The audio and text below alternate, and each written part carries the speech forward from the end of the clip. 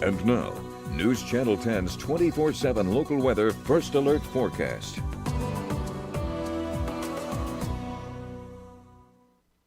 Well, happy Saturday to everybody out there. Started off the day with a bit of storm activity in the area and saw a little cluster of storms reform down toward Childress and Paducah. That was just about 1 or 2 hours ago. It's about 3:45 right now. That's that cluster you're seeing kind of to the southwest of Wichita Falls, southeast of our viewing area. Some models are maybe hinting at some redevelopment later this evening into the night, but the air is just looking way too stable for any kind of major redevelopment later tonight, so maybe given about a 10% chance in any scattered very weak showers or very weak storms forming later this evening into the night. Should be a mostly quiet night for the area, with temperatures talking about lows in the low to mid 60s, talking about 63 degrees for a low. Does look like the winds are going to calm as well, coming out of the west at about 5 to 10 miles per hour. That's another reason why I don't think really any storm chance is all that likely for tonight, but not zero, so I want to make that clear.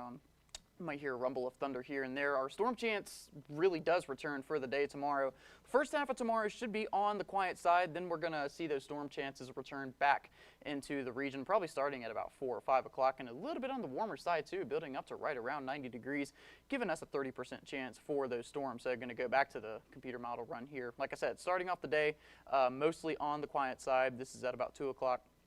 Still mostly clear. Then we'll see those storms form at about 4 or 5 o'clock, probably favoring the western part of the area. That's where the air is going to be a little bit more unstable throughout the day tomorrow, getting a little bit more of some daytime heating. Then we'll see those storms not really move out of the area, but more just kind of dwindle down, seeing that they'll run into some more stable air later tomorrow night into early Monday morning. So a look from the Storm Prediction Center. This is for tomorrow. Like I said, favoring the western half of the Texas Panhandle, a marginal risk. So even though it's favoring the western part, no super severe outbreak is expected. But 1 or 2 of these storms could pack a little bit of a punch, talking about some small to moderate sized hail, maybe some 60-mile-an-hour wind gusts, obviously some brief periods of heavy rain as well, but not ruling out any storm activity for the east part of our area.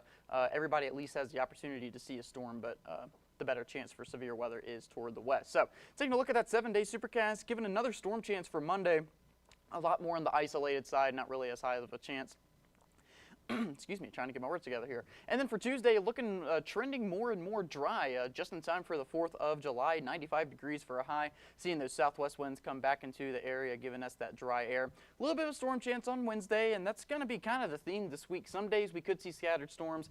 Some days we might be completely on the dry side, but even with Tuesday and Thursday, you see mostly sunny skies. I'd still maybe give a 5 to 10% chance of storms firing up any time in the day, seeing that it's still an unsettled weather pattern, really for the entire week.